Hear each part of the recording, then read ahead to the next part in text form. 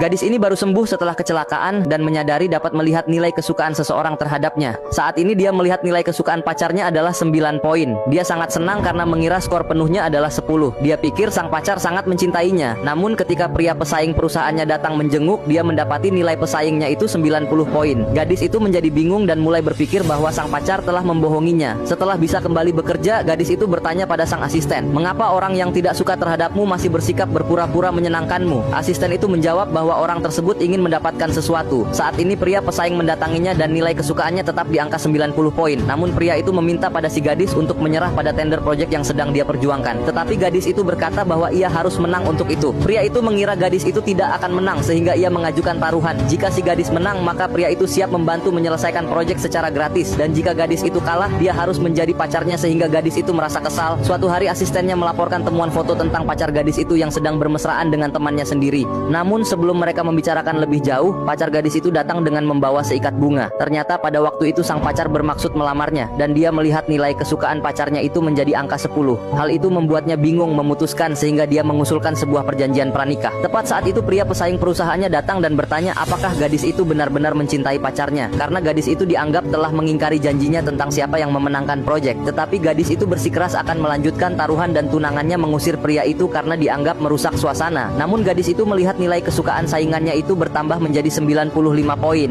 Hingga suatu malam gadis itu menghadiri acara tunangannya dan merayakan dengan segelas minuman. Tanpa gadis itu sadari ternyata tunangannya itu sudah mencampuri airnya dengan obat bius. Sehingga tak lama kemudian gadis itu merasakan efeknya dan hanya dia sendiri yang tidak sadarkan diri. Ternyata tunangannya itu bekerja sama dengan selingkuhannya akan memeras si gadis. Gadis itu dibawa ke sebuah kamar dalam keadaan tidak berdaya. Lalu tunangannya itu memasang kamera ponsel untuk membuat video yang akan dijadikan alat memeras kekayaan gadis itu. Namun sebelum bertindak jauh, tiba-tiba seseorang memukul tunangannya itu dari belakang. Ternyata dia pria pesaing perusahaan gadis itu yang datang menolongnya dan memukuli tunangannya itu hingga pingsan. Pada saat gadis itu sudah sadarkan diri, dia terkejut ketika mendapati tunangannya sudah tergeletak. Dia bertanya pada pria pesaingnya, mengapa dia menolongnya. Pria itu bercerita bahwa mereka berdua adalah teman semasa kecil dan ayah si gadis telah memberinya amanah untuk selalu menjaga putrinya. Pria itu mengatakan perasaan yang sebenarnya dan si gadis melihat angka kesukaan pria itu bertambah menjadi 100 poin. Sehingga akhirnya pria itu memutuskan untuk mengajak si gadis ke kantor urusan pernikahan yang membuat teman-temannya terkejut.